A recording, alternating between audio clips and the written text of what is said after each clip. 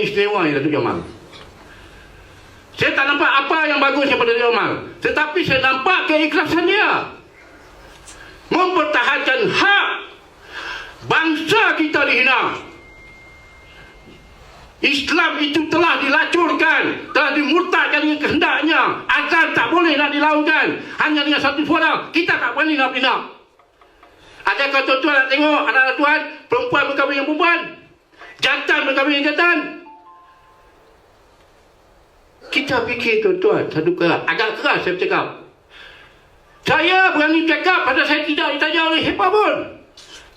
Saya tak bawa apa bendera kekuatan. Yang saya bawa hanya Allah dan Rasul. Perjuangan ini harus kita sokong. Kalau seorang yang mampu mencernahkan satu keadaan yang boleh mendatangkan satu kemegahan, kekuatan sehingga menakutkan pada persoalan, kita bangun.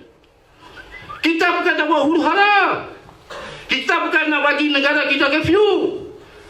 Kalau satu keadaan yang menunjukkan kekuatan tetapi pada benda yang salah, mengkucak-kacirkan orang, negara, pemikiran orang, benda ni kita bangun. Datuk Seri, biar berjuta yang mencemooh Datuk Seri, cukup kalau satu orang bela Datuk Seri. Artinya apa? Allah Subhanahu Wa Taala sedang memandang Datuk Seri. Nampak ada depan mata kita ni? Siapa dia? Seringkali orang hina dia, orang celah dia, orang malukan dia. Kalau kita tuan-tuan, demi Allah lah kita, mungkin ada orang gila lah. Tuan-tuan tahu tak? Dia boleh duduk sampai tahap ini. Apa teruk yang dia teruk. Kita hanya lihat dia berjalan, tapi kita lihat apa yang dia pikul. Anwar Ibrahim tak betul. Anwar Ibrahim ejen CIA. Apa yang bala? Yang Paina ni lah beli tempat hampa. Kalau bantuan dua beli ni. Paina lah pergi settlekan bagi. Cukup-cukup lah tuan-tuan.